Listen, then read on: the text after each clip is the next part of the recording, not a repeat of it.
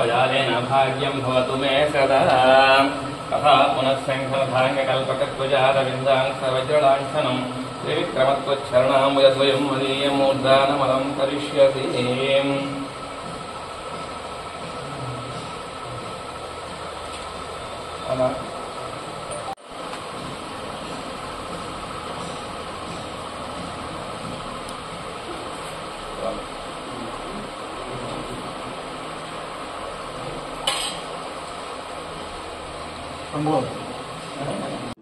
అంటే ఇది జనరల్ గా నేను ఒక్కడనింది కాదు.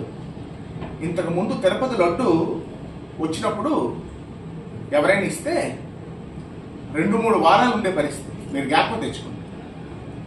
2-3 వారాలు కాబట్టి 10 రోజులు అయితే 10 రోజులు తక్కువైతే ఉండేది కాదు. ఇవాళ శీతాకాలం కూడా 2-3 రోజుల్లో పూజపరిచినటువంటి పరిస్థితి. మన దేశంలోనే కాదు, ప్రపంచవ్యాప్తంగా ఆ ప్రసాదం గురించి, ఆ దేవదేవుడి యొక్క ప్రసాదం గురించి ప్రతి ఒక్క భక్తుడు తహతహలాడతారు. తిరుపతి స్వామివారి దర్శనంకి ఎంత డిమాండ్ ఉంటుందో, స్వామివారి దర్శనం అయ్యాక ఆ ప్రసాదం గురించి, ఆ తిరుపతి లడ్డు గురించి అంటే డిమాండ్ కూడా ఉంటుంది. ఎగబడతారు ప్రజలు. అందరికీ, మన చుట్టాలకి, మన స్నేహితులకి ఇవ్వాలి. అటువంటి మహోన్నతమైనటువంటి ప్రసాదం కలియుగంలోనే కాదు, అన్ని యుగాల్లోనే కోరికలు తీర్చే ఆ వెంకటేశ్వర స్వామి యొక్క ప్రసాదంతో ఇలాగ చెలగాటి వాడారంటే ఇంకా మనం ఎక్కడికి వెళ్తున్నామో నాకైతే అర్థం ఉంది. అనేక మంది కొన్ని వందల మంది నా దగ్గరికి వచ్చే సామాన్య భక్తులు కూడా కంప్లైంట్ చేయడం జరిగింది. రైస్ అస్సలు బాగోలేదు, కూరలో నాణ్యత లేదు అని అనేక మంది కంప్లైంట్ చేయడం జరిగింది.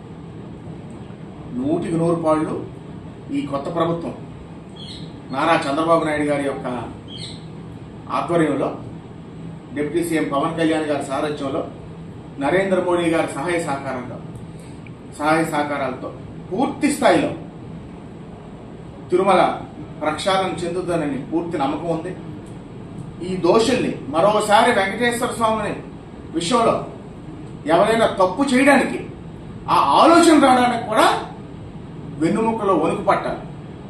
అటువంటి శిక్ష ఇయ్యాలని, ఎవరైతే దీనికి బాధ్యులు ఉన్నారో అటువంటి శిక్ష ఇయ్యాలని నేను ఒక శాసనసభ్యుడిగా కాకుండా, ప్రభుత్వ ప్రతినిధిగా కాకుండా, ఒక భక్తుడిగా, సనాతన ధర్మాన్ని విశ్వసించే వ్యక్తిగా నేను డిమాండ్ చేస్తున్నాను. మీకు అందరికీ కూడా తెలియజేసుకుంటాను.